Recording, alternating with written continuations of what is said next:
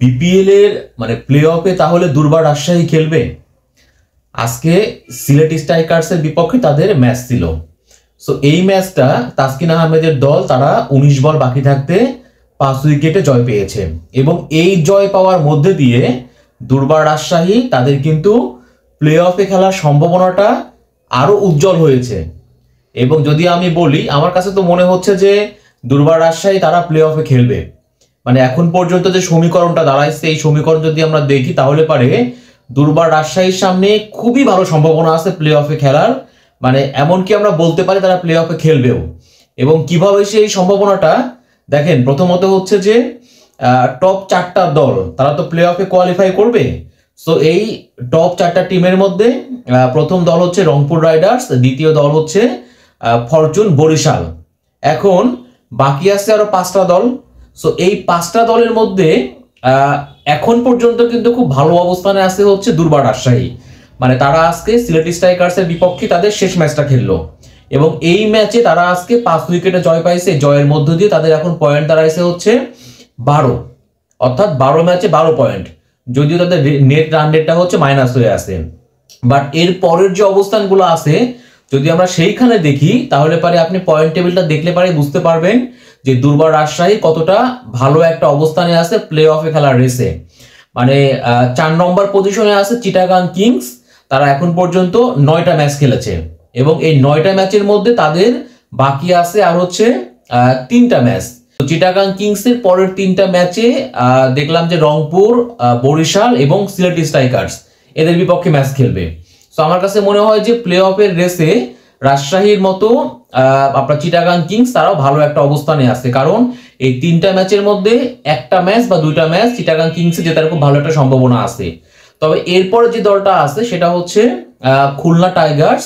তারা এখন পর্যন্ত 10টা ম্যাচ খেলেছে এবং 10টা ম্যাচ খেলে খুলনার সবচেয়ে বড় যে প্রতিপক্ষ, খুলনার বড় প্রতিপক্ষ হবে হচ্ছে রংপুর এবং তারা কিন্তু রংপুর এবং ঢাকার বিপক্ষে ম্যাচ খেলবে আর কি।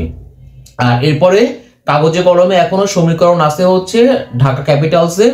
বাট আমার কাছে মনে হয় ঢাকা ক্যাপিটালস এবং সিলেট স্ট্রাইকার্স এই দুইটা দলকে আমরা বাদ দিতে পারি আর কি এই প্লে অফের রেস থেকে। সো প্লে অফের এখন যে রেসটা আছে এই রেসে যদি আমি ধরি তাহলে পারে রংপুর এবং বরিশাল তারা অলরেডি কোয়ালিফাই করেছে। এখন বাকি যে 3টা দল আছে দুর্বার রাজশাহী, চিটাগাং কিংস এবং খুলনা টাইগার্স, এই 3টা দলের মধ্যে সবচেয়ে ভালো অবস্থানে বলতে হবে প্রথমত হচ্ছে দুর্বার রাজশাহী। তারা প্লে অফের রেসে এক প্রকার বলবো না, আমার কাছে মনে হচ্ছে তারা প্লে অফ খেলবে। সো দুর্বার রাজশাহী যদি প্লে অফ খেলে তাহলে পরে বাকি থাকছে হচ্ছে চিটাগাং কিংস এবং খুলনা টাইগার্স, এই 2টা দল। এই 2টা দলের মধ্যে আমার কাছে মনে হচ্ছে চিটাগাং কিংস, তাহলে পরে বাদ পড়বে মিরাজের খুলনা টাইগার্স। এখন দুর্বার রাজশাহীকে নিয়ে কিন্তু কম আলোচনা হয়নি। আপনারা সবাই জানেন যে পারিশ্রমিক ইস্যুটা খুব তাদের জন্য, মানে পারিশ্রমিক ইস্যু নিয়ে অলরেডি তারা মহা কেলেঙ্কারি তৈরি করছে এই বিপিএল এ। এমনকি আগের ম্যাচেও আমরা দেখেছিলাম যে আগের ম্যাচে তারা হচ্ছে কোন রকম ফরেনার ক্রিকেটার ছাড়া মাঠে নেমেছিল। আজকে আবার সিলেট স্ট্রাইকার্সের বিপক্ষে তারা যে ম্যাচটা খেললো শেষ ম্যাচটা, এখানেও তাদের একাদশে 2 জন বিদেশি ক্রিকেটার ছিল। মানে 2 জন হচ্ছে সর্বনিম্ন রাখতেই হবে বাইলোজ অনুযায়ী। একজন রায়ান বাল, সবাই আপনারা তাকে চেনেন, খুব নন একটা ফেস। আর একজন যে আছে আফতাব আলম, আফগানিস্তানের একজন, তিনি হচ্ছে বোলার আর কি। মানে এটা হচ্ছে একটা অখ্যাত একজন ক্রিকেটার। এই 2 জন ক্রিকেটারকে রেখে তারা আজকে বিদেশি কোটা পূর্ণ করেছে। এবং দেখেন আজকের যে ম্যাচটা, এই ম্যাচে দুর্বার রাজশাহীর প্রথমত বোলিং এ বলতে হবে এস এম মেহরাব এবং মৃত্যুঞ্জয়, এই 2 জন, এদের কারণেই কিন্তু সিলেটকে মাত্র 117 রানের মধ্যে আটকে ফেলেছিল। এবং এরপরে ব্যাটিং এ গিয়ে দেখেন সেখানে আকবর আলী এবং রায়ান বাল খুব ভালো একটা ইনিংস খেলেছেন, 48 রান, 130 প্লাস স্ট্রাইক রেট ছিল। তাদের কারণে কিন্তু ম্যাচটা মোটামুটি 19 বল বাকি থাকতে 5 উইকেটে বড় একটা জয় পাইছে এবং এই জয়ের মধ্য দিয়ে তারা প্লে অফে খেলার পথে অনেকটাই কিন্তু এগিয়ে গেছে। এবং আমার এখন সবচেয়ে বড় চিন্তা হচ্ছে সেটা হচ্ছে যে দলটার ফ্র্যাঞ্চাইজির মানে মালিক পক্ষ তারা খেলোয়াড়দের পারিশ্রমিক পরিশোধ করতে পারে না, খেলোয়াড়দের পারিশ্রমিক না পেয়ে বিদেশি খেলোয়াড়রা মাঠে খেলতে আসে না। এই দলটা যদি প্লে অফে কোয়ালিফাই করে তাহলে এখনো আরো 6 থেকে 7 দিন এক্সট্রা তাদের কিন্তু মানে হোটেল খরচ সহ ভাতা সহ বিভিন্ন রকম আনুষঙ্গিক খরচ কিন্তু ফ্র্যাঞ্চাইজি মালিককে দিতে হবে। এখন মালিকের কি আসলে অত টাকা আছে, তারা কি দিতে পারবে টাকাটা?